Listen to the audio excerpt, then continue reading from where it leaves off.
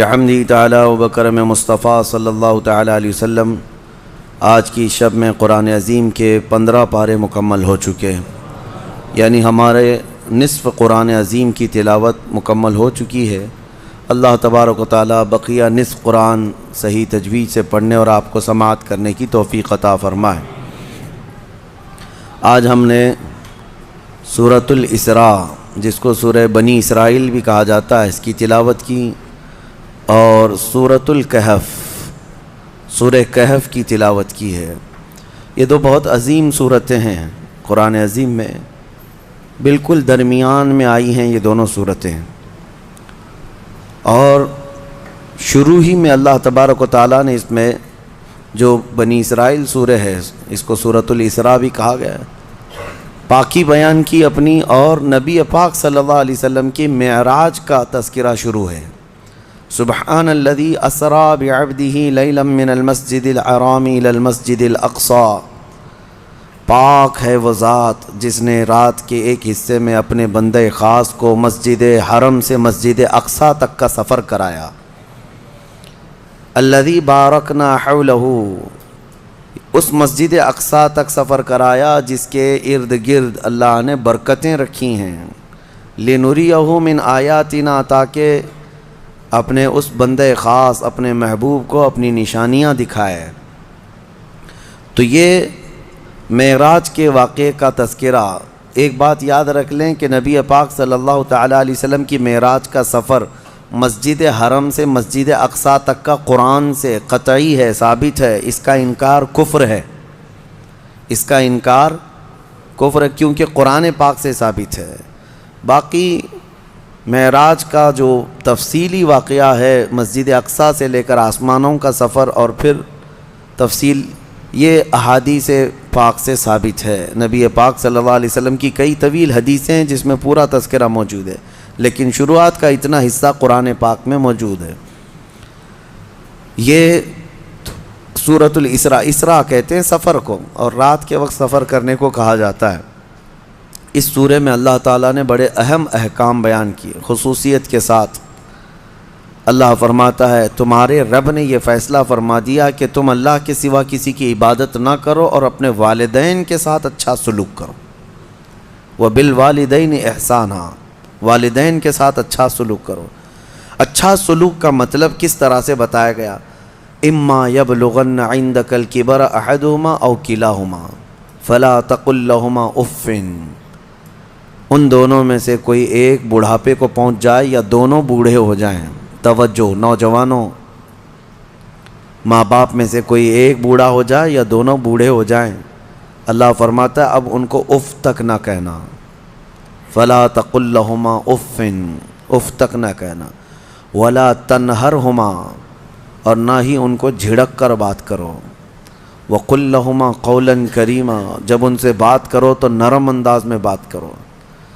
جس نے اپنی ماں سے یا اپنے باپ سے سخت لہجے میں بات کیا، اس نے اپنی پچھلی کی ہوئی ساری نیکیاں ضائع کر دیا، اس کی نیکیاں ختم کر دی گئیں۔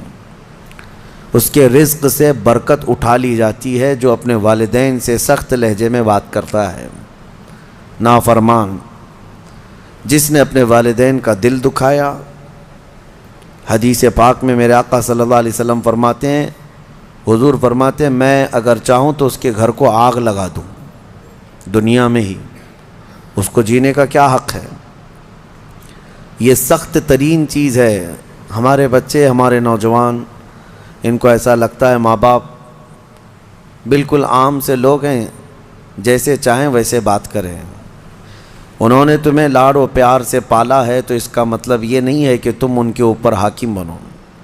اور آج کے بچے جو کر رہے ہیں اپنے ماں باپ کے ساتھ، اس سے وہ حدیث پاک ثابت آ جاتی ہے۔ میرے آقا نے فرمایا سچ، قیامت کی نشانیوں میں سے ایک نشانی ہے ان تلد الامۃ ربتہا، عورت جو ہے اپنا سردار جنے گی، یعنی عورت سے جو بیٹا پیدا ہوگا وہ سردار بنے گا، یعنی خود ماں کے اوپر ہی حکومت کر رہا ہے۔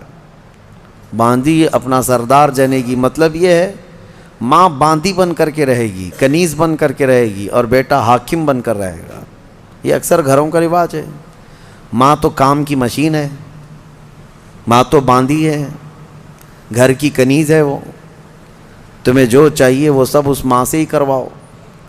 ماں تمہارے کپڑے بھی دھوئے، ماں تمہارا کچرا بھی صاف کرے، ماں تمہارے برتن بھی دھوئے، تم جہاں بیٹھے ہو وہاں تمہارے لیے کھانا بھی لا کر پروسے، کنیز ہی تو ہے تمہاری، تم نے اس کو باندھی بنا رکھا ہے، پلس اس کے اوپر حکم الگ جماتے ہو۔ اتنا سخت ترین گناہ ہے یہ، اللہ نظر رحمت نہیں فرماتا اس بندے پر، اللہ نظر رحمت نہیں فرماتا۔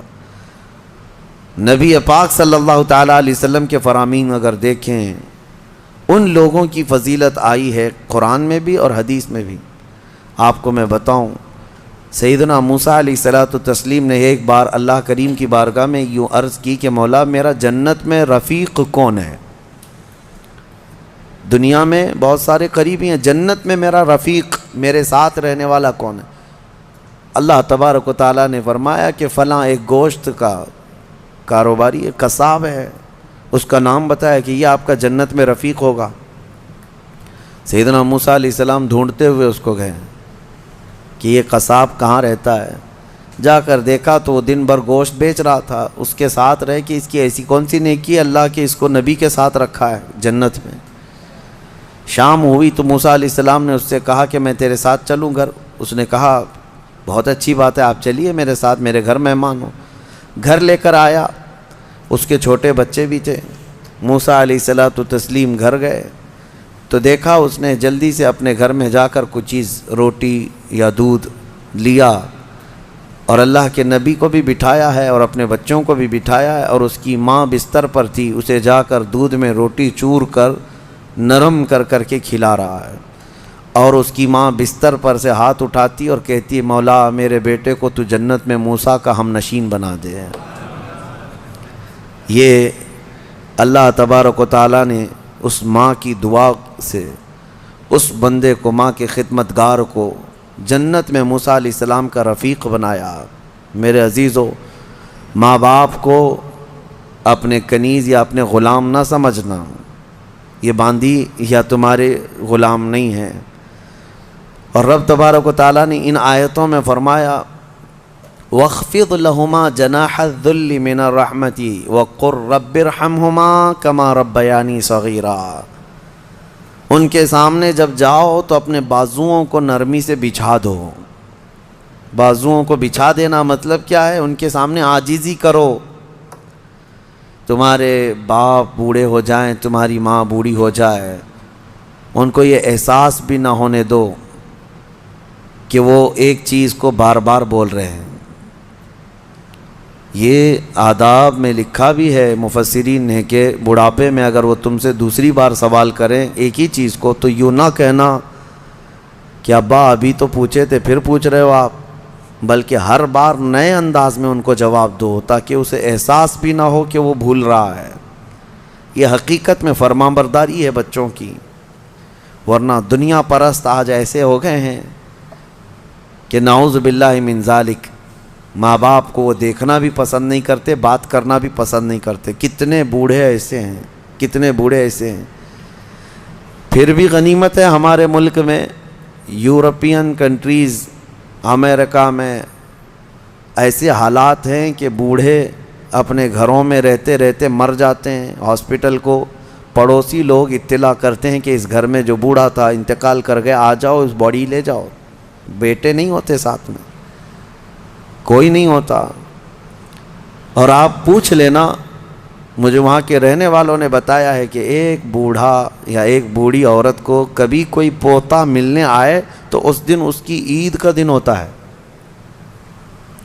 وہاں پر بہت اس کو اہمیت دی جاتی ہے کہ کسی کا پوتا یا کسی کا نواسا، ناتی ملنے کے لیے آ گیا بوڑھے کو، تو کہا گیا کہ اس کا گھر جو ہے عید کی طرح ہو جاتا ہے، اتنی خوشیاں ہوتی ہیں۔ اس طرح سے اولاد کو دور کرنے کا نظام بنا کر وہ دنیا میں امن کی بھی بات کرتے ہیں۔ بہرحال یہ قیامت کی نشانیاں ہیں۔ حضور پاک صلی اللہ تعالیٰ علیہ وسلم نے اس شخص کے لیے ہلاکت کی دعا کی ہے، ممبر پر کھڑے ہو کر کے میرے آقا نے ہلاکت کی دعا کی ہے، مولا وہ شخص ہلاک ہو، برباد ہو جائے۔ حضرت جبرائیل امین نے دعا کی اور حضور نے آمین کہا، وہ شخص ہلاک و برباد ہو جائے جو اپنے ماں باپ کو پایا لیکن ان کی خدمت نہیں کر سکا، ان کی خدمت نہیں کر سکا اور ان کو راضی کر کے جنت نہیں حاصل کر سکا، ایسا شخص ہلاک و برباد ہو جائے۔ حضور نے آمین کہا۔ اس بات کو سمجھو، کتنی مائیں ہیں جو ہمارے پاس اپنے بچوں کے متعلق کہتی ہیں، کتنے باپ ایسے ہیں جو اپنے بچوں کے متعلق ہمارے پاس کہتے ہیں، اور کتنے تو ایسے ہیں جو یہ کہتے ہیں کاش میری اولاد نہ ہی ہوتی تو میں سکون سے ہوتا۔ تو تم ایسے تو نہ بن جاؤ کہ تمہارے والدین تمہارے پیدا ہونے پر بھی افسوس کرنے لگ جائیں، وہ زیادہ دن تک تمہارے ساتھ رہنے والے نہیں ہیں، کیا خبر۔ اس لیے کوشش یہ کرو کہ ان کا احترام کریں، جتنے دن ہیں ان کو سکون کی سانس لینے دو، اور ہو سکے تو اپنے ہاتھ سے ان کی خدمت کرو، اپنے ہاتھوں سے ان کی خدمت کرو، کیونکہ ان کی خدمت کا بدلہ تم دے ہی نہیں سکتے۔ جب تم ماں کے پیٹ میں 9 مہینے تھے، ایک جھٹکا جو تم نے لگایا، تم 7 بار اپنی ماں کو حج کرا کر کے بھی اس جھٹکے کا اجر نہیں دے سکتے، اس کا بدلہ نہیں چکا سکتے۔ تم اپنی ماں کو کندھے پر بٹھا کر حج بھی کرا لو 7 مرتبہ، تب بھی تم اس کا وہ حق نہیں ادا کر سکتے۔ بہت بڑا عظیم حق ہے، اور کتنے ہلکے میں دھڑلے سے نوجوان اپنی ماؤں کو گالیاں تک دیتے ہیں، نعوذ باللہ۔ اور فرمایا گیا کہ جب ماں باپ، ایک نشانی میں آپ کو بتا دوں آپ کی زندگی کی، سب کو بتا دیتا ہوں، اپنی اپنی زندگی میں اس کو جانچ لینا۔ ابھی کل ہی کی بات ہے، میرے سامنے ایک بات آئی تھی، تجربے کی ہے، اس لیے میں آپ کے سامنے کہہ رہا ہوں۔ اللہ ایسا ہرگز نہ ہونے دے ہمارے گھر میں، جس دن ماں اور باپ بیٹے سے بات کرنے میں ڈرنے لگ جائیں کہ پتہ نہیں بیٹا ناراض نہ ہو جائے، فرمایا گیا اس دن اس کے رزق کے دروازے بند ہو چکے ہوں گے، اس کی برکت کے دروازے ختم ہو چکے ہیں۔ ماں باپ جب بچے سے ڈرنے لگ جائیں کہ کچھ کہوں گا تو بیٹا روٹھ نہ جائے، الٹا جواب دے دے گا، رس کر کے روٹ کر کے گھر چھوڑ کر بھاگ جائے گا، یہ سب حالات سے جب ماں باپ تم سے بات کرنے میں ڈرنے لگ جائیں، ڈانٹنا تو وہ بہت پہلے ہی چھوڑ چکے ہیں، اب بات کرنے میں بھی ڈرنے لگ جاتے ہیں جب بچہ جوان ہوتا ہے۔ اصل خدمت اور اصل فرمانبرداری یہی ہے کہ تم جوان اور طاقتور ہو اور وہ بوڑھے ہو چکے ہیں، اور جب ماں باپ جوان رہتے ہیں اور بچہ چھوٹا ہوتا ہے سب ادب کرتے ہیں، کیونکہ اس وقت ماں باپ طاقتور ہیں، کما بھی رہے ہیں، اور بچے کے اندر طاقت نہیں، وہ عزت ہی کرتا ہے، احترام کرتا ہے۔ اصل عزت اور احترام اس وقت ہے جب تم کما رہے ہو، طاقتور ہو گئے ہو اور ماں باپ بوڑھے ہو چکے ہیں۔ اب دیکھا جائے گا تمہارا امتحان کہ تم اپنے ماں باپ کے ساتھ اب کس طرح سلوک کرتے ہو۔ اللہ کریم ہم سب کو والدین کی فرما برداری عطا فرمائے، اور جن کے والدین موجود ہیں وہ خدمت کر کے وہ جنت حاصل کریں۔ قرآن پاک کی ایک آیت اللہ تعالیٰ نے یہ بھی فرمایا، وَلَا تَمْشِ فِي الْأَرْضِ مَرْحًا، زمین میں اکڑ کر مت چلو، إِنَّكَ لَن تَخْرِقَ الْأَرْضَ وَلَن تَبْلُغَ الْجِبَالَ طُولًا، تمہارے اکڑ کر کے چلنے سے نہ زمین پھٹے گی نہ تم یعنی پہاڑوں کے برابر بلند ہو سکو گے۔ تم ذرا دیکھو تمہاری حیثیت کتنی ہے۔ جو لوگ اکڑ کر کے گردن اونچی کر کے چلتے ہیں ان کے لیے کہا گیا ہے کہ غرور اور گھمنڈ آدمی کو ڈبو دیتا ہے، اور یہی غرور دنیا کا سب سے پہلا گناہ ہے جو شیطان کے اندر آیا۔ اس نے آدم علیہ السلام کو سجدہ جو نہ کیا وہ اکڑ ہی تو تھی، میں کیوں جھکوں اس کے سامنے، اور یہ اکڑ اللہ کو بالکل پسند نہیں۔ حدیث پاک میں ہے قیامت کے دن جو غرور اور تکبر کرتے تھے ان کو چونٹیوں کی طرح بنایا جائے گا، اور پورے اہل محشر سے کہا جائے گا ان کو اپنے پیروں سے روندو۔ غرور اور تکبر نہ آنے کے لیے جو علاج ہے اس میں کوشش یہ کرو کہ سلام میں تم پہل کرو، مسلمان کو دیکھو تو پہلے سلام کرو۔ عاجزی آنے کا ایک راستہ ہے، غرور اور تکبر کو ختم کرنے کا ایک ذریعہ ہے۔ میرے آقا صلی اللہ علیہ وسلم نے فرمایا سلام کرو ہر ایک کو۔ اور دوسری بات یہ ہے کہ نبی پاک صلی اللہ تعالیٰ علیہ وسلم نے یہ فرمایا کہ جو شخص یہ خواہش کرتا ہے کہ لوگ اس کے لیے کھڑے رہیں، جو خواہش کرتا ہے تو اس کے اندر یہ تکبر ہے۔ جو شخص یہ خواہش کرتا ہے کہ لوگ اس کے عزت کے لیے کھڑے رہیں وہ اس کے اندر غرور ہے، تکبر ہے۔ ہاں بغیر اس کی خواہش کے کوئی تعظیم کرتا ہے تو یہ اس پر قصور نہیں ہے۔ علماء کرام کا، اساتذہ کا، مشائخ کا ہم ادب کرتے ہیں، کھڑے ہوتے ہیں، لیکن ان کے حکم سے نہیں ہے، یہ ہم اپنی عاجزی کے ساتھ کھڑے ہوتے ہیں۔ یہ ادب ہر ایک کے دل میں ہے۔ ماں باپ آئے ہیں تو ہم کھڑے ہو جاتے ہیں۔ ماں باپ کے لیے کھڑا ہونا، مشائخ کے لیے کھڑا ہونا، یہ ایک مستحسن کام ہے۔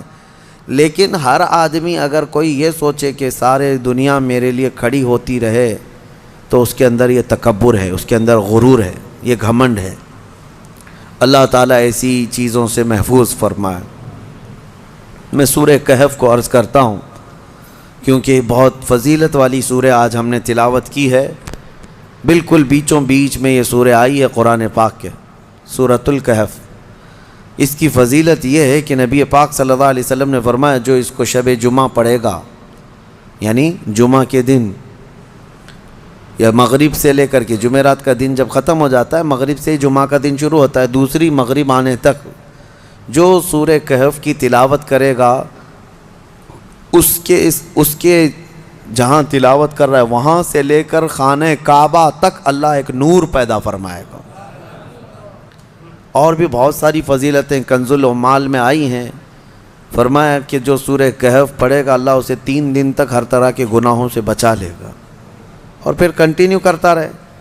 اور میرے آقا صلی اللہ علیہ وسلم کی ایک حدیث یہ بھی ہے کہ جو سورہ کہف کی شروع کی 10 آیتیں ہیں، ایک پیج میں پوری 10 آیتیں ہیں، جو یاد کر لے گا، دنیا کا سب سے بڑا فتنہ دجال جب آئے گا اللہ اس کو اس فتنے سے محفوظ فرمائے گا۔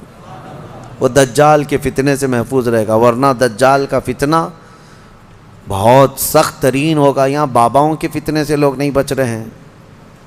کوئی چمتکاری بابا آ جائے تو سب اس کے سامنے بھیڑ لگا دیتے ہیں۔ دجال تو مردے کو زندہ کر کے دکھائے گا، بارش بھی برسا کے دکھائے گا۔ ہاں دجال خالی چٹی نکال کے نہیں دکھائے گا، ہاں وہ گھاس بھی اگا کر دکھائے گا، سبزے بھی نکالے گا، بہت ساری چیزیں ایسے عجوبے کر کے دکھائے گا۔ لیکن بہت لوگ اس کے پیچھے اندھا دھند بھاگنے لگ جائیں گے کہ ہمارا خدا اتر پڑا۔ صرف ایمان والے جن کو اللہ بچانا چاہے وہ اس کے فتنے سے محفوظ رہیں گے۔ ایک تو بچ جانا الگ ہے، لیکن جو اس پر ایمان نہیں لاتا ان کو وہ سزا بھی دیتا ہے۔ دجال جو ہے دونوں ٹانگیں پکڑ کر چیر دے گا، کچھ لوگوں کو کھولتے ہوئے تیل میں بھی ڈال دے گا، اس کا رعب و دبدبہ ہوگا، اس کا غلبہ ہوگا۔ اس کے لیے مومنین کو وہ اذیتیں بھی دے گا، تکلیفیں بھی دے گا، لیکن جو جمع رہا اس کے لیے بہت بڑی جنت ہے، بہت بڑی جنت کا اللہ نے وعدہ فرمایا۔ لہٰذا اس فتنے سے حفاظت کے لیے حدیث میں ملتا ہے کہ جو سورہ کہف کی 10 آیتیں روزانہ رات کو پڑھ لیا کرے، اللہ تعالیٰ اس کو دجال کے فتنے سے محفوظ فرماتا ہے۔ اللہ کریم ہم سب کو دجال کے آنے تک دنیا میں نہ رکھے۔ اگر فتنہ اللہ تبارک و تعالیٰ کوئی آزمائش کا ارادہ فرمائے تو ہمیں بغیر آزمائے، بغیر فتنے میں مبتلا کیے دنیا سے اٹھا لے، ہمیں صحیح و سلامت اللہ موت عطا فرمائے۔ اس پورے پارے میں 3 سوالات کرنے کے لیے یہودی آئے تھے حضور صلی اللہ علیہ وسلم کے پاس۔ اب ایک بات میں بتاتا ہوں، یہ سورہ جو اتری ہے نا پوری، یہودی جو ہے ٹیسٹ لینے کے لیے آئے تھے کہ اللہ کے آخری نبی ہیں تو ہم کچھ ایسے سوالات کریں گے جن کے جواب عربوں کو تو نہیں معلوم تھے، عربوں کو نہیں معلوم، وہ صرف اہل کتاب جانتے تھے۔ وہ 3 سوالات کیا لے کر کے آئے تھے حضور صلی اللہ علیہ وسلم سے؟ انہوں نے کہا روح کس کو کہتے ہیں؟ روح جہاں معلوم ہے سب کے پاس ابھی، روح کس کو کہتے ہیں؟ دوسرا ان کا یہودیوں کا سوال تھا اصحاب کہف کون تھے اور کتنے تھے؟ یہ غار والے لوگ کون تھے اور کتنے تھے؟ یہ سوال انہوں نے لا کر کے پیش کیا۔ تیسرا سوال تھا ذوالقرنین کون ہیں؟ حضور پاک صلی اللہ علیہ وسلم نے فرمایا جاؤ میں کل اس کا جواب دوں گا۔ اب سنو، یہ کس کے لیے؟ نبی رحمت سید الانبیاء کے لیے۔ سنو توجہ سے، جو بڑے ڈھیٹ سے کہتے ہیں نا، عام لوگوں کی بات کر رہا ہوں۔ رسول رحمت صلی اللہ علیہ وسلم نے یہودیوں سے کہا کہ کل آ جانا میں بتا دوں گا۔ تو حضور کا یہ ارادہ تھا کہ آیتیں اتریں گی، وہی آئے گی تو میں اس سے جواب دوں گا۔ کوئی آیت نہیں آئی، کوئی وحی نہیں آئی۔ دوسرے دن یہودی آئے، حضور پاک صلی اللہ علیہ وسلم نے ان سے فرمایا کہ جاؤ، میں اور کل بتاؤں گا۔ 2 مرتبہ 3 مرتبہ حضور صلی اللہ علیہ وسلم نے ٹال دیا، اور یہودیوں کو یہی چاہیے تھا، بہانہ بدنام کرنے کے لیے، پروپیگنڈا پھیلانے کے لیے۔ اب آیتیں نہیں آئیں، کئی دن تک وقفہ ہو گیا۔ روز آیت آتی تھی، کبھی دن میں کئی مرتبہ آیتیں اترتی تھی، لیکن اتنا لمبا وقفہ ہو گیا۔ حضور اکرم صلی اللہ علیہ وسلم کے قلب اطہر پر یہ بات بہت گراں گزر رہی تھی کہ کیا ہو گیا۔ تب پھر اللہ تعالیٰ نے یہ سورہ تو اتاری، سورہ کہف، لیکن اس میں یہ فرمایا وَلَا تَقُولَنَّ لِشَيْءٍ إِنِّي فَاعِلٌ ذَلِكَ غَدًا، اے محبوب ہرگز ہرگز یہ مت کہنا کہ کل میں یہ کر دوں گا۔ یہ اللہ تعالیٰ کو پسند نہیں ہے، اپنے رسول کو اللہ تعالیٰ فرما رہا ہے ہرگز یہ مت کہنا کہ کل میں یہ کر دوں گا، الا ان یشاء اللہ، جب بھی کہنا تو یوں کہنا اگر اللہ چاہے تو کروں گا۔ یہی ہے انشاءاللہ۔ انشاءاللہ جو ہم کہتے ہیں، بعض لوگوں کو شک لگنے لگتا ہے، ارے پکا بولو نا۔ انشاءاللہ ہر پکی بات پہ بھی بولا جائے۔ ہاں یہاں ہمارے ہاں اس طرح کا رواج ہے۔ شروع میں ایسا تھا، ہم جو ہے مصر میں بس جا رہی تھی، ہمارے جہاں جانا ہے کالج کلیہ پہ، نمبر بھی وہی ہے بس کا، لیکن شک ہو رہا تھا۔ تو بس کے ڈرائیور سے ہم نے پوچھا کہ یہ کلیہ جائے گی، مدینہ نصر جائے گی؟ اس نے کہا انشاءاللہ۔ تو منہ دیکھتے کھڑے رہ گئے۔ پھر سے اس سے پوچھا کہ جائے گی وہاں پہ جائے گی؟ اس نے کہا انشاءاللہ، بیٹھو۔ یہ انشاءاللہ وہ یقین کے لیے بول رہے ہیں، لیکن جو کھڑے ہیں ان کو ایسا لگ رہا ہے پتہ نہیں یہ پکا ہے بھی کہ نہیں ہے۔ نعوذ باللہ، یہاں لوگوں نے بھی جو ہے اس طرح سے بنا لیا ہے کہ اگر ان کو ایسا لگتا ہے کہ ڈاواں ڈول ہے تو ہم یہ بول کے نکل جائیں۔ ٹھیک ہے، اگر آپ کو کسی معاملے میں شک ہے تب بھی کہو انشاءاللہ، لیکن جس معاملے میں یقین ہے اس میں بھی کہو انشاءاللہ۔ یقین ہے اس میں بھی کہو انشاءاللہ۔ اب آپ کو اس مجلس میں بیٹھے ہیں، آپ گھر جانا ہے نا آپ سب کو، جبکہ پکا معلوم ہے ابھی اٹھیں گے، اب جائیں گے اب سب لوگ، لیکن آپ کو کہنا کیا چاہیے؟ انشاءاللہ۔ اگر اللہ چاہے تو میں جاؤں گا، ورنہ ہمیں پتہ نہیں، دروازے کے باہر نکلنے سے پہلے بھی موت آ سکتی۔ انشاءاللہ کی عادت ہو، اور اللہ نے اپنے رسول کو تنبیہ فرمائی ہے کہ آپ ایسا نہ کہیں کہ کل میں بتا دوں گا، بلکہ یوں کہیں کہ اگر اللہ چاہے تو، اگر اللہ چاہے تو۔ یہاں لوگوں میں یہ رواج قائم ہو، ہر ایک آدمی یقین والے معاملے میں بھی کیا کہے؟ انشاءاللہ، اللہ تعالیٰ چاہے تو میں ہی کروں گا۔ ہمارے استاد ایک کہتے تھے، ایک آدمی گھوڑا خریدنے کے لیے آیا، پیسے تھے اس کے پاس 50,000 روپے۔ امام صاحب کے پاس آیا، کہا کہاں جا رہے ہو؟ کہا گھوڑا خریدنے جا رہا ہوں۔ تو حضرت نے پوچھا کب؟ آج ہی خریدو گے؟ کہا اب بھی خرید کے لا رہا ہوں۔ امام صاحب نے، حضرت نے کہا بیٹا انشاءاللہ بولو۔ کہا انشاءاللہ انشاءاللہ کچھ نہیں، ابھی جا رہا ہوں مارکیٹ میں، دیکھو پیسہ بھی ہے، لے کے یہاں آؤں گا۔ یہ یہاں کا رواج ہے، یعنی انشاءاللہ وغیرہ کی ضرورت نہیں ہے، ابھی جا رہا ہوں پکا ہے، لے کے ہی آؤں گا۔ انہوں نے کہا پھر بھی بولو۔ کہا نہیں، اس کی کیا ضرورت ہے۔ گیا، وہ گھوڑا خریدنے کے لیے مارکیٹ میں گیا تھا، اس سے پہلے کھانے کے لیے کسی ہوٹل میں گیا، کھانا کھایا، خوب بریانی وغیرہ ساری چیزیں، کسی نے اس کے پاس پیسے مار لیے، پوری پاکٹ کاٹ لیا، پورے جتنے پیسے تھے۔ اب اس کے بعد اٹھا، اس کے پاس بل دینے کے لیے بھی پیسے نہیں تھے۔ تو ہوٹل والوں نے کہا کہ یہ تو چور چکا دکھ رہا ہے، اتنا سب کھا لیا اور بل دینے کے لیے برسوں پہلے کی بات ہے۔ اس کو وہیں پر لگا دیا اور کہا کہ پورے برتن دھل کے جائے، یہاں سے ہوٹل کے پورے برتن اس سے دھلوائے، صفائی کروائے۔ شام ہو گئی، کپڑے میلے تھے، کچیلے ہیں، پتہ نہیں کتنے ٹیبل صاف کیا، برتن دھویا اور واپس منہ لٹکائے آیا۔ حضرت بیچ میں مل گئے امام صاحب، کہا کہاں ہے گھوڑا؟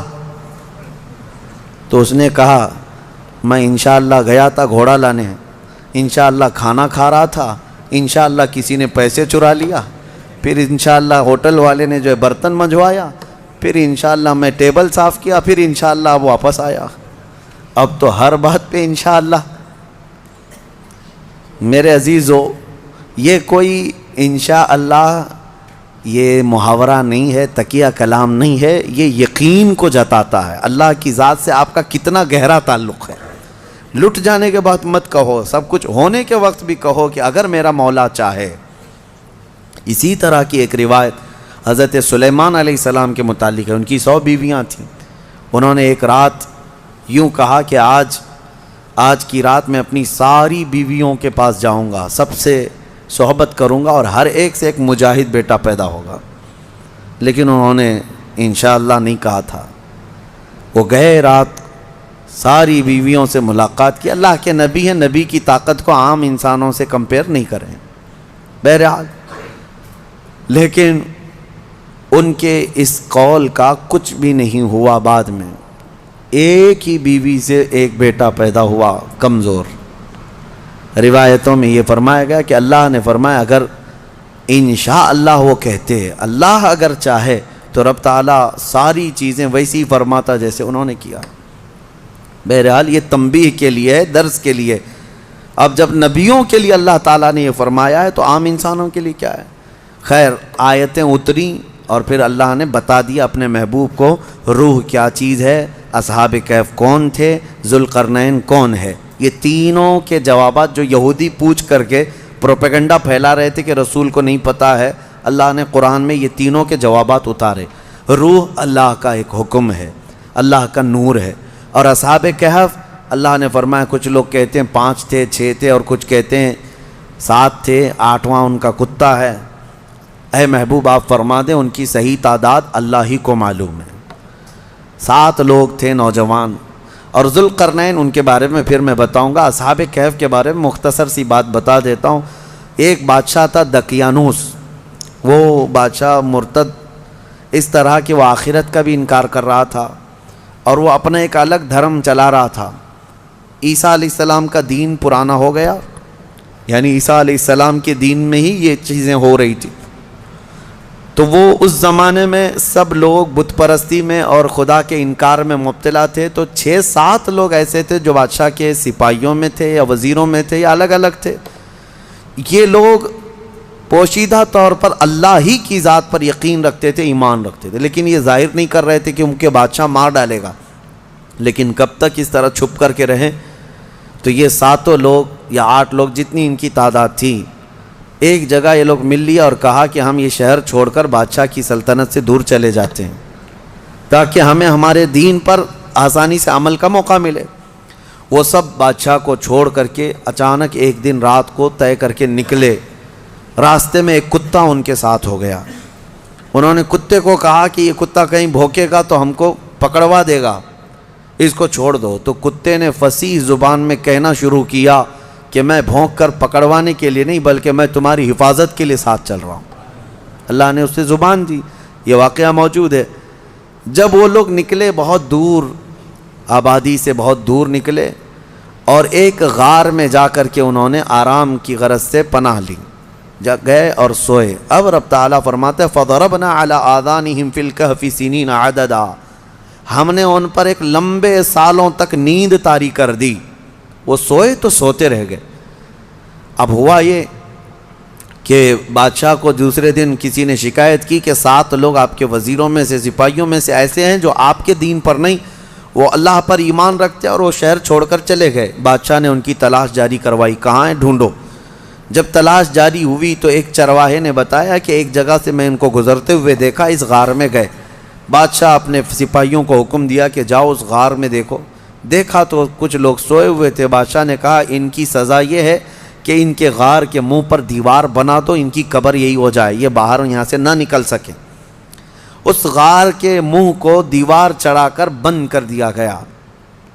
یہ سزا تھی بادشاہ کی طرف سے کہ وہ میرے دین سے نکلے ہوئے لوگ ہیں۔ خیر سارے لوگ چلے گئے تو ایک چرواہے نے وہاں پر جو موجود تھا اس نے ان کی پوری تاریخ، ان کے نام لکھ دیے، یہ کون لوگ تھے، یہاں کیوں آئے تھے اور ان کے اوپر کیا سزا ہوئی۔ بات ہو گئی۔ یہ دقیانوس بادشاہ کا ظلم تھا، وہ لوگ چلے گئے۔ اب یہ لوگ سوتے رہے، قرآن میں ہے 309 سال تک سوتے رہے، 309 سال. اصل میں یہ 300 سال ہی ہیں، لیکن یہ جو سورج کے سال ہیں جن کو شمسی سال کہتے ہیں، جنوری، فیبروری، مارچ، اپریل، یہ شمسی سال ہیں، یہ سورج سے چلتے ہیں. اور قمری مہینے جو ہیں چاند سے چلتے ہیں، جو محرم، صفر، ربیع الاول، ربیع الاخر. اس میں اور اس میں فرق کیا ہوتا ہے معلوم ہے؟ ہر 100 سال پہ 3 سال کا فرق آ جاتا ہے. ہر 100 سال پہ 3 سال کا فرق آ جاتا ہے. یعنی اسلامی مہینے کبھی 29 کے ہوتے ہیں، کبھی 30 کے، کبھی 2 مرتبہ 29 کے ہو گئے. یہ جو چاند والے مہینے ہم ان کو اسلامی مہینہ کہتے ہیں، اصل یہ چاند کے مہینے، چاند ایسے چلتے ہیں. اور باقی جو سورج سے چل رہے ہیں شمسی مہینے، جنوری، فیبروری، یہ فکس ہیں. ان میں کوئی چاند بھی دیکھنے کی ضرورت نہیں، سورج بھی دیکھنے کی ضرورت نہیں، وہ فکس ہیں. تو ان سالوں کے اعتبار سے جو شمسی سال اگر 100 سال ہو گئے تو قمری جو ہے نا 103 سال ہو جائیں گے. اس طرح 300 سال شمسی وہ اصحاب کہف سوتے رہے، لیکن قمری مہینوں کے اعتبار سے 309 سال ہو گئے، 9 سال ایکسٹرا. تو 309 سال کے بعد اللہ تعالیٰ نے دوبارہ کیسے ان کو اٹھایا؟ اب روایت میں یہ ہے کہ ایک بادشاہ آیا بیدروس، وہ اچھا بادشاہ تھا، منصف تھا، عادل تھا، ایمان والا تھا. اس نے اپنی قوم کو ہدایت دینے کی بہت کوشش کی، سمجھا رہا تھا کہ آخرت پر ایمان لاؤ، اللہ دوبارہ موت کے بعد اٹھانے والا ہے. لوگ انکار کرتے تھے کہ کچھ نہیں ہوتا، مرنے کے بعد جو ہے نا جیسے جلا کر کے راکھ کر دیے، استھیاں بہا دیا گنگا میں، اب کوئی آنے والا نہیں ہے. یہی عقیدہ تھا اس وقت بھی تھا کہ کوئی دوبارہ اٹھائے نہیں جائے. عجیب بات ہے، جلا کر راکھ کر کے دریا میں بہاتے ہیں اور کہتے ہیں کہ حساب کتاب کچھ نہیں ہوگا، لیکن پورن جنم کا عقیدہ رکھتے ہیں. نہیں، دوسرے جنم میں چوہا بلی ہو کے پیدا ہو سکتا ہے، کتا بھی بن کے پیدا ہو سکتا ہے. اچھے گن کیا تھا تو کچھ اچھا بن کے پیدا ہوگا، اب برے گن کیا تھا تو دوسرے جنم میں پتہ نہیں کیا بن کے پیدا ہوگا. اب یہ جتنے حکومت میں بیٹھے ہم دیکھتے ہیں کیا بن کے پیدا ہوں گے ان کے حساب سے. ہمارا عقیدہ تو نہیں ہے. ہمارے ہاں ایک بار موت کے بعد دوبارہ قیامت کے دن ہی اٹھایا جائے گا، قیامت کے دن ہی دوبارہ اٹھایا جائے. اس کا انکار کر رہے تھے لوگ کہ دوبارہ اٹھایا نہیں جائے گا. تو بیدروس بادشاہ اللہ کی بارگاہ میں دعا کر رہا تھا، مولا کوئی ایسی نشانی بتا دے کہ جس نشانی کو دیکھ کر کے یہ قوم ایمان لے آئے. تو اس بادشاہ کی دعا پر اصحاب کہف جو 300 سال سے سو رہے تھے، اللہ نے ان کو دوبارہ اٹھایا. وہ اٹھے، انہوں نے آپس میں ایک دوسرے کو سوال کیا کہ ہم کتنے دن کب سے یہاں سو رہے ہیں. کسی ساتھی نے کہا صبح آئے تھے، دوپہر ہو گئی ہے. کسی نے کہا نہیں تھوڑا زیادہ سو لیے. بعد میں پھر انہوں نے اپنی نشانیاں دیکھیں، ناخن بہت بڑے، بال الگ سے دکھ رہے ہیں. انہوں نے کہا کچھ تو معاملہ ہے، اللہ بہتر جانتا ہے ہم کتنے دن یہاں ٹھہرے رہے. ایمان والے تھے. ان ساتھیوں نے ایک اپنے ساتھی کو پیسے دے کر کے بازار بھیجا کہ بھوک بہت لگی ہے، کھانا لے آؤ. دیکھیں اللہ دوبارہ زندہ کر رہا ہے تو کھانے کی بھوک بھی ہے. انہیں بھیجا اور اس کو یہ کہہ کر کے بھیجا کہ خبردار کوئی بھی تمہارے اوپر نظر نہ ڈالے، بادشاہ کی پولیس، کہ اگر وہ بادشاہ کو پتہ چل گیا تو ہم سب کو گرفتار کر لے گا. وہ 300 سال پہلے کی بات بول رہے ہیں. اس اپنے ساتھی کو بھیجا اور وہ چھپتے چھپتے شہر میں آیا اور کھانا لیا. کھانا لے کر کے اس نے پیسے دیا تو دکان والے نے دیکھا پیسے یہ کون سے، 300 سال پہلے کے پیسے. ظاہر سی بات ہے حکومتیں بدلتی ہیں، سکے بدل جاتے ہیں. اس کی تو سب سے بہترین مثال ہمارے زمانے میں دیکھ لیا. آپ لوگوں کو تو یہ سب سمجھانے کی ضرورت نہیں، پرانی 500 کی نوٹ کہاں ہیں، 1000 کی نوٹ کہاں ہیں. حکومتیں جب چاہیں ڈی مونیٹائزیشن کرتی رہتی ہیں. بہرحال تو وہ سکے جو ہے دیکھ کر کے دکان والے نے پوچھا تھا اچھا وہ چاندی اور سونے کے ہوا کرتے تھے. پوچھا کہ یہ تمہارے ہاتھ کہاں سے آئے؟ کہا یہ میرے اپنے پیسے ہیں. دکان والا امانت دار تھا، اس نے دکان میں کھڑا کیا اور جا کے پولیس کو خبر کر دیا. پولیس کو خبر کر دیا اور کہا کہ میرے پاس ایک ایسا آدمی آیا ہے، لگتا ہے اس کے ہاتھ میں کوئی پرانا خزانہ ہاتھ میں آیا ہے، لہذا اسی لیے میں آ کر کے تم کو خبر دے رہا ہوں. اس زمانے کا کوئی بہترین ٹپر ہوگا وہ. جا کر کے پولیس کو پہلے سے ٹپ دے دیا ہے بہت سارے لوگ. اور مجھے تو افسوس اس بات کا ہوتا ہے کہ ہم پر یہ بلیم بھی کرتے ہیں کچھ بڑے لوگ کہ آپ کے محلے ٹپروں سے بھرے ہوئے ہیں. یعنی پولیس کو کہ مخبر جاسوس مسلمان محلوں میں بہت بھرے ہوئے ہیں. یہ سب دوسرے لوگ ہم سے کہتے بھی ہیں. خاص کئی لوگ اسی کام میں صبح و شام کر رہے ہیں. اب تو لوگوں کو شرم بھی نہیں آتی, فخر سے کالر چوڑا کر کے بولتے ہیں ہاں ٹپ دیتے ہیں, جاسوسی کرتے ہیں. کس کی؟ مسلمانوں کی. اللہ انہیں ہدایت عطا فرمائے. تو وہ بیچارہ دکان والا پولیس کو جو جا کر کے خبر کر دیا, پولیس پوری آ گئی بادشاہ کی, لیکن کون سے؟ اب کے بادشاہ کی, بیدروس کی. یہ اصحاب کہف میں سے جو لے کے کھانا لینے آئے تھے ان کو پکڑ لیا, کہا کہ تمہارے پاس یہ پیسے کہاں سے آئے؟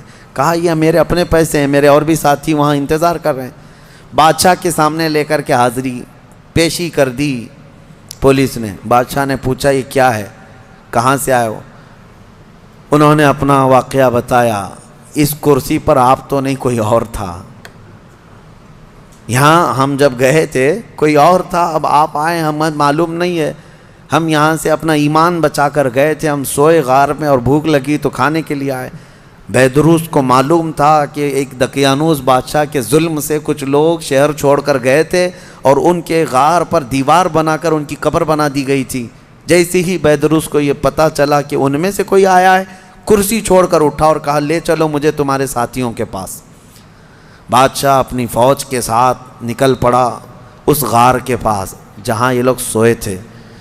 اب غار میں موجود دوسرے ساتھیوں نے دیکھا تو کہنے پکڑا گیا ہمارا ساتھی, دیکھو پوری پولیس کے ساتھ آ رہا ہے.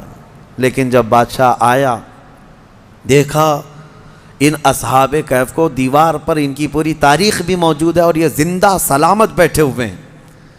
سارے بادشاہ کے ساتھ پوری قوم جتنی تھی سب کے سب اللہ کی بارگاہ میں سجدے میں گر گئے کہ ہم ایمان لاتے ہیں مولا تو قادر مطلق ہے. 300 سال کی نیند کے بعد کسی بھی انسان کو جب اٹھا سکتا ہے تو مرے ہوئے راکھ میں گئے ہوئے انسان کو بھی اٹھانے پر اللہ تو قدرت رکھتا ہے. بے شک مولا میرا قادر ہے.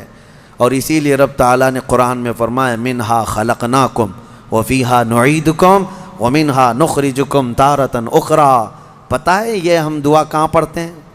ولیمے میں, کھانا کھانے کے وقت, قبرستان میں مٹی دینے کے وقت. ہاں کیوں پڑھتے ہیں؟ اس کا مطلب یہ ہے اللہ فرماتا ہے ہم نے اسی سے تمہیں پیدا کیا, مٹی سے, اسی سے ہم نے تمہیں پیدا کیا اور اسی میں ہم تم کو لے جائیں گے اور اسی سے ہم تم کو دوبارہ اٹھائیں گے. مٹی دینے کے وقت ہر ایک کو یہ احساس ہونا چاہیے میں اسی سے پیدا ہوا ہوں, اسی میں جاؤں گا اور اسی سے پھر اٹھایا جاؤں گا.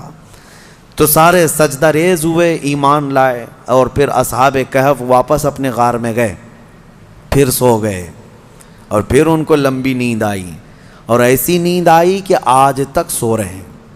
حدیث پاک میں وہ ابھی بھی سو رہے ہیں. قیامت کے قریب اللہ ان پر صرف موت طاری کرے گا, ورنہ ابھی تک وہ سو رہے ہیں. اور ہر عاشورہ محرم کی 10ویں تاریخ کو وہ کروٹ بھی بدلتے ہیں.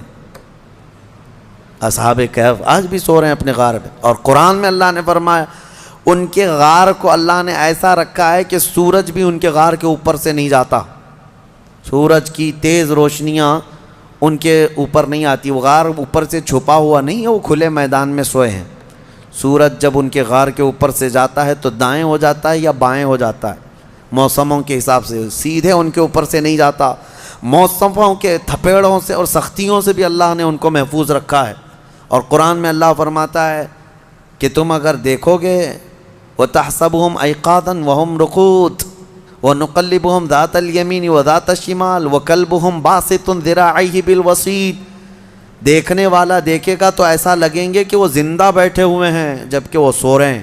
اللہ فرماتا ہے اور وہ کبھی دائیں اور بائیں پلٹتے رہتے ہیں اور ان کا کتا پالتی مار کر ان کے قدموں میں بیٹھا ہوا ہے. لَوِ اطَّلَعْتَ عَلَيْهِمْ لَوَلَّيْتَ مِنْهُمْ فِرَارًا. اللہ فرما رہا ہے اگر تم دیکھنے کی کوشش کرو گے پیٹ پھیر کر کے بھاگ جاؤ گے. تمہارے اوپر اللہ ایسا رعب ڈالے گا کوئی دیکھ نہیں سکے گا, کوئی دیکھ نہیں. اب جارڈن میں ایک جگہ اصحاب کہف کا غار کہہ کر کے بتایا جاتا ہے اور لوگ اندر گھس کے دیکھ کے بھی آتے ہیں, ویڈیو بھی کر کے آتے ہیں, لیکن قرآن کے اعتبار سے مجھے نہیں لگتا. یہ پتہ نہیں جا کر ہڈیوں کے ویڈیو بنا کر کے لاتے ہیں, اور انٹرنیٹ پہ بھی بہت سارے ویڈیو پڑے ہیں, اصحاب کہف کا غار, اصحاب کہف کا غار. یہ غار کہاں ہے اور اللہ کیسے محفوظ رکھا ہے, آپ وہاں جا نہ سکیں گے. رعب ایسا اللہ تعالیٰ نے اس غار پر رکھا ہے. اب خلاصہ کلام یہ ہے کہ اس میں جو چیزیں عبرت کی ہیں وہ میں کہتا ہوں. وہ کون تھے؟ اللہ کے نبی تھے؟ وہ کون تھے؟ رسول تھے؟ فرشتے تھے؟ نہیں. اللہ فرماتا انہم فتیۃ آمنوا بربہم, بس وہ نوجوان تھے جو اپنے رب پر ایمان لائے تھے. اگر نوجوان مضبوط ایمان لائیں, مولا صدیوں تک ان کی حفاظت فرماتا ہے. ان کے ایمان کی برکت دیکھیں. اور اتنا ہی نہیں, وہ اچھے لوگ تھے, اچھے لوگ تھے. میاں کتا کیا کر رہا ہے؟ کتا کیوں ابھی تک محفوظ ہے؟ اور بلکہ بعض روایات میں ہے جانوروں کو تو قیامت کے دن ختم کر دیا جائے گا, ان کا معدوم کر دیے جائیں گے. یہ ان کے لیے جنت دوزخ نہیں ہے, لیکن اصحاب کہف کا کتا جنت میں جائے گا. کتا بھی جنت میں جائے گا. اس کی وجہ یہ ہے, فرمایا کہ کتا جنت میں جا رہا ہے, وجہ یہ ہے کہ اللہ والوں کے دامن سے لگا ہوا ہے, اللہ والوں کے ساتھ بیٹھا ہوا ہے. تو میں یہ پوچھتا ہوں, اللہ والے نیک بندوں کی معیت میں صحبت میں رہ کر کتا جنت میں جا سکتا ہے, تو تم امت محمدیہ اگر غوث پاک کی نسبت حاصل کرو, غریب نواز کی نسبت حاصل کرو, تو کیا اللہ تعالیٰ ان کے ساتھ تمہیں محشر میں جنت نہیں عطا کرے گا؟ اسی لیے بریلی کے امام نے اپنی نسبت پہ یوں فخر کیا تھا, اے سرکار غوث تجھ سے در, در سے سگ, اور سگ سے ہے مجھ کو نسبت, میری گردن میں بھی ہے دور کا ڈورا تیرا. اس نشانی کے جو سگ ہیں نہیں مارے جاتے. ہاں, جن کتوں کے گلے میں پٹا ہوتا ہے ان کو میونسپلٹی والے نہیں اٹھاتے ہیں. کیوں؟ وہ نشانی ہے کہ یہ کسی مالک کا کتا ہے. آوارہ جو ہے اسے انجیکشن مار کے چلے جاتے ہیں. ہاں, جو آوارہ کتا بھونکتے رہتے ہیں ان کو انجیکشن مارتے ہیں یا لے جا کر کے کہیں ویرانے میں چھوڑ دیتے ہیں. آپ کے یہاں میونسپلٹی کی گاڑی اب آتی ہے نہیں آتی پتہ نہیں, لیکن دیکھو بیلٹ والے کتے کو کوئی پکڑ کے دکھائے. ارے اب تو کتوں کے لیے بڑے قانون بنے ہوئے ہیں. ہمارے ہاں تو چھوڑیں, باہر ملکوں میں تو انسانوں سے زیادہ اہمیت جو ہے نا کتوں کے لیے ہے. ان کے لیے بہت اعلیٰ قسم کے قانون بنے, پارلیمنٹ میں بل پاس ہوئے ہیں کتوں کے لیے, جاپان وغیرہ میں. ہاں, کتے کو کچھ نہیں کہہ سکتے آپ. بلکہ ایک آدمی نے کیس کیا کسی کے اوپر کہ اس نے میرے ٹامی کو کتا کہا, اس نے حقارت سے کتا کہا. یہ ڈیفیمیشن کا کیس, مان ہانی. ہاں, جیسے ابھی پرائم منسٹر کو کسی نے کہا تو وہ اپنے حد کے عزت کا کیس کر لیے, اس طرح کتے والے نے کیس کیا کہ مجھ کو کتا کہا. اس کو کتا نہیں کہنا چاہیے, بلکہ پاکیزہ اخلاق والا. ہاں, بہت خوبصورت یہ القاب سے کہا جائے, یہ کتوں کے لیے بنے ہوئے ہیں. میں یہ کہہ رہا ہوں میرے عزیزو, بات یہ ہے کہ اگر کتا نسبت حاصل کر لے تو وہ اصحاب کہف کے ساتھ جنت میں جاتا ہے. تو اعلیٰ حضرت فاضل بریلوی نے یہی فرمایا, اس نشانی کے جو سگ ہیں نہیں مارے جاتے, حشر تک میرے گلے میں رہے یا غوث پٹا تیرا, حشر تک میرے گلے میں رہے پٹا تیرا. اللہ تعالیٰ ان اولیاء کی نسبت ہمارے گردنوں میں قائم و دائم رکھے.